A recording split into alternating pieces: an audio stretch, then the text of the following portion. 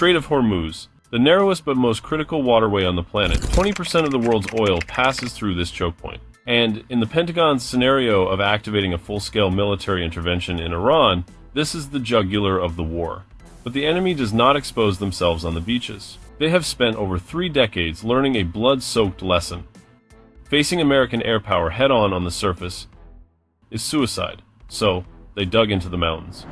Along the coast of the Persian Gulf and deep within the Zagros Mountains, Iran has built a massive network known as missile cities. Thousands of miles of tunnels lying beneath dozens of meters of diamond-hard solid rock. From these underground bases, mobile launchers can emerge, fire ballistic and anti-ship missiles into the Strait of Hormuz, and immediately retreat into the safety of the mountain's core. How does the U.S. military destroy a city buried in the belly of a mountain? Tomahawk cruise missiles can blow up the tunnel doors, but are useless against the internal structures. The F-35 stealth fighter is too small to carry super-heavy bombs. The B-2 Spirit stealth bomber can carry massive penetrator bombs, but the U.S. only has 19 B-2S, a number far too small and risky to carpet bomb such a vast underground network. They need a machine with the speed of a fighter, the payload of a heavy truck, and the survivability to fly through a net of anti-aircraft fire. They need a machine that the U.S. Air Force is planning to toss into the boneyard, the B-1B Lancer strategic bomber.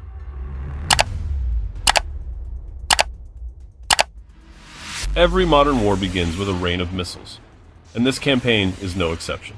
During the first 72 hours, Iran's air defense grid is still fiercely active. Not a single aircraft dares to fly directly into the airspace. Instead, they act as mobile launch pads. From off the coast of the Gulf of Oman, the B-1B fleet launches dozens of JASSM-ER stealth cruise missiles, combining with hundreds of Tomahawks from the Navy to strike the enemy's radar stations and command centers. The sky has been kicked open. Enemy radars are blinded. But this is when the Pentagon hits a brick wall. War economics. In just 3 days, the U.S. has fired over 400 Tomahawk missiles. Do you know how many the U.S. Defense Industrial Base can produce in a year? 70. That means in a single weekend, the Pentagon has burned through nearly 6 years of the entire nation's production capacity. Each missile costs over $2 million. You cannot use a $2 million missile to shatter the lifeless concrete blocks of hundreds of miles of underground tunnels. This financial equation is a death sentence for the weapons stockpile. To collapse the missile cities protecting the Strait of Hormuz, the B-1B must abandon safety. They must fly directly into enemy territory and drop cheap, yet super heavy, gravity bombs. The real hunt begins. The B-1B is not stealthy. Its radar cross-section is dozens of times larger than that of an F-35. So, how does it fly into Iran without being shot down by the remaining missile batteries? The B-1B's secret to survival lies in a masterpiece of mechanical engineering: variable sweep wings. This is a mechanism that no other modern U.S. bomber possesses. When taking off from distant bases in Europe or Diego Garcia, the B-1B's wings are fully swept forward at a 15-degree angle. The 137-foot wingspan turns it into a giant glider, maximizing lift and saving fuel for the transoceanic flight. But as it closes in on Iranian airspace, the pilot flips a switch. The massive wings automatically sweep back, hugging the fuselage at a 67 5-degree angle. The wingspan shrinks, transforming the giant machine into an aerodynamic steel arrow piercing through the air. The B-1B drops its altitude abruptly. From 4,000 feet, it dives straight down, flying nap of the Earth at just a few hundred feet. Its speed surges to Mach 0, 92, tearing through the wind right at the transonic threshold. It weaves through the treacherous ravines of the Zagros Mountains. This tactic is called terrain masking. Iranian radars cannot see through solid rock cliffs. Combined with the built-in AN/ALQ 161 automated electronic warfare system broadcasting 360-degree jamming signals, the B-1B becomes a supersonic physical ghost. Tearing through the valleys at nearly 1,000 kilometers per hour, it slips through the air defense net before any operator can lock on. When the navigation system signals that the aircraft is right on top of a missile city, the B-1B suddenly pitches its nose up in a pop-up maneuver.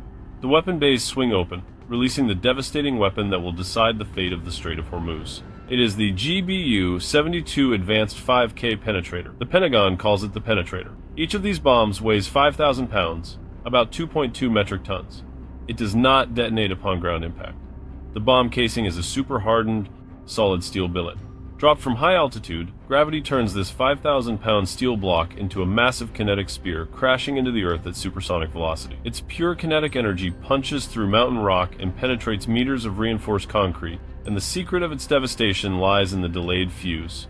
The bomb counts down in milliseconds. It plows through the tunnel ceiling, free falls into an underground chamber, packed with Iran's ballistic missiles and fuel depots, and only then does it detonate. A high-yield explosion trapped in the confined space of a subterranean tunnel creates a massive, crushing pressure wave. The shockwave bounces off the walls, tearing everything apart, and triggers secondary sympathetic detonations that incinerate the entire ammo dump. The rock structure collapses. A section of the missile city is buried forever. A single B-1B Lancer can carry multiple GBU-72 bombs at once. It is the perfect sledgehammer to smash the enemy's most fortified anvils.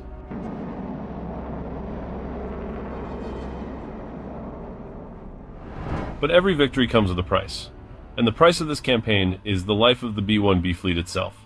Every supersonic terrain-following flight creates horrific vibrations, tearing at the exhausted airframes of these 30-year-old aircraft. Before the campaign, their mission-capable rate was under 50%.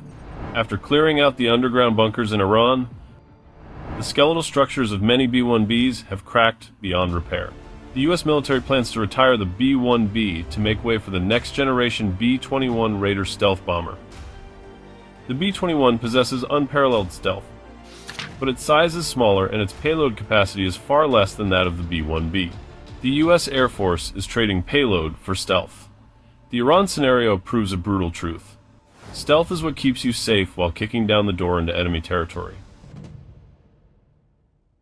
But payload, kinetic energy, and massive firepower are what collapse underground bases and truly finish the war. When the last B-1B Lancer flies straight into a museum, the U.S. Air Force will lose its only sledgehammer. If a similar conflict erupts in the future, the question is, what will the Pentagon use to crush subterranean cities once the majestic variables sweep wings of the B-1B have left the skies forever?